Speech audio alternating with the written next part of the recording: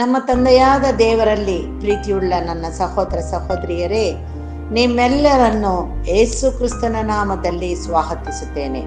ಈ ದಿನದ ವಾಕ್ಯವು ಯೆರೆಮೀಯನು ಬರೆದ ಗ್ರಂಥ 39ನೇ ಅಧ್ಯಾಯ 18ನೇ ವಚನ. ನೀನು ನನ್ನಲ್ಲಿ ಭರವಸವಿಟ್ಟ ಕಾರಣ ನಿನ್ನನ್ನು ರಕ್ಷಿಸುವನು. ನೀನು ಖಡ್ಗಕ್ಕೆ ತುತ್ತಾಗದೆ ಅದರ ಬಾಯೊಳಗಿಂದ ನಿನ್ನ ಪ್ರಾಣವನ್ನು ಸೆಳೆಕೊಂಡು ಹೋಗುವಿ.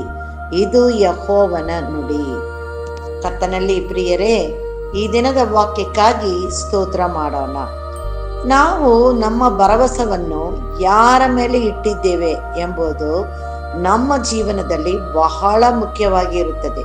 ಕಾರಣ, ಲೋಕದಲ್ಲಿ ನಾವು ಯಾರ ಮೇಲೆ ಭರವಸೆವಿಟ್ಟರೂ ಅವರು ಎಲ್ಲಾ ಸಮಯದಲ್ಲಿಯೂ ನಮ್ಮ ಜೊತೆಯಲ್ಲಿ ಇದ್ದು ನಮ್ಮನ್ನ ರಕ್ಷಿಸಲು ಸಾಧ್ಯವಿಲ್ಲ.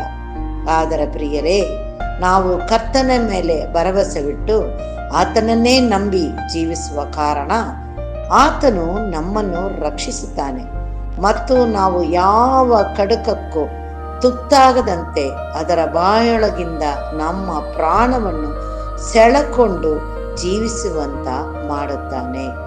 ಹೌದು ಪ್ರಿಯರೇ, ನಮ್ಮ ಪ್ರಾಣವನ್ನು ಆತನು ಕಾಪಾಡಿ ನಡೆಸುತ್ತಾನೆ. ಇಂಥ ಒಳ್ಳೆ ದೇವರನ್ನು ಸ್ತುತಿಸಲು ದೇವರು ನಮಗೆ ಕೊಟ್ಟಂತ ಅವಕಾಶಕ್ಕೆ ಸ್ತೋತ್ರ ಮಾಡುತ್ತಾ ನಾವು ಪ್ರಾರ್ಥಿಸೋಣ. ನಮ್ಮನ್ನು ಬಹಳವಾಗಿ ಪ್ರೀತಿಸುವಂತ ತಂದೆಯಾದ ದೇವರೇ, ಈ ದಿನಕ್ಕಾಗಿ ನಿನಗೆ ಸ್ತೋತ್ರ ಸ್ವಾಮಿ.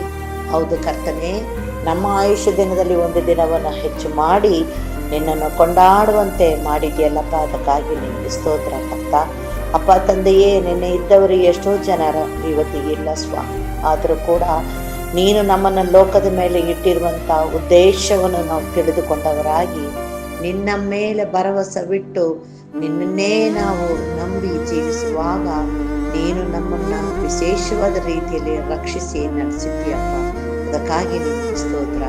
ಈ ದಿನದಲ್ಲೂ ಕೂಡ ನಮ್ಮ ಪ್ರತಿ ಒಬ್ಬೊಬ್ಬರ ಆತ್ಮ ಪ್ರಾಣ ಶರೀರವನ್ನು ನಿನ್ನ ಮುಂದೆ ಒಪ್ಪಿಸುತ್ತೇವೆ ಸ್ವಾಮಿ.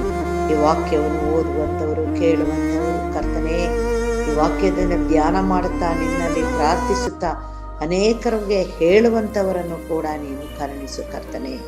ಈ ಕಡೆಯ ದಿನಗಳಲ್ಲಿ ನಾವು ನಮ್ಮನ್ನ ನಿನ್ನ ಮುಂದೆ ಇಟ್ಟು ಬೇಡುವಂಥ ಪ್ರಾರ್ಥನೆಯು, ನಿನ್ನ ಮೇಲೆ ಇಟ್ಟಿರುವಂಥ ಭರವಸದಲ್ಲಿ ನಾವು ಎಂದು ಕುಗ್ಗಿ ಹೋಗದಂತೆ ಕರ್ತನೆ, ನಿನ್ನನ್ನೇ ನಂಬಿ ಜೀವಿಸುವಂಥ ನಮ್ಮ ಪ್ರತಿ ಒಬ್ಬೊಬ್ಬರ ಆತ್ಮ ಪ್ರಾಣ ಶರೀರವನ್ನು ರಕ್ಷಿಸುತ್ತಾ ನೀನೇ ನಮ್ಮನ್ನು ಕಾಯ್ದು ಕಾಪಾಡಿ ನಡೆಸಬೇಕೆಂಬುದಾಗಿ ನಮ್ಮ ರಕ್ಷಕನು ಒಡೆಯನೂ ಆಗಿರುವಂಥ ಯೇಸು ಕ್ರಿಸ್ತನ ಮುಖಾಂತರದಲ್ಲಿ ಬೇಡಿತನ್ನು ಹೊಂದಿದ್ದೇವೆ ತಂದೆಯೇ, ಆಮೇನ್. ದೇವರು ಈ ವಾಕ್ಯವನ್ನು ಮತ್ತು ನಮ್ಮೆಲ್ಲರನ್ನು ಆಶೀರ್ವದಿಸಲಿ. ಆಮೇನ್.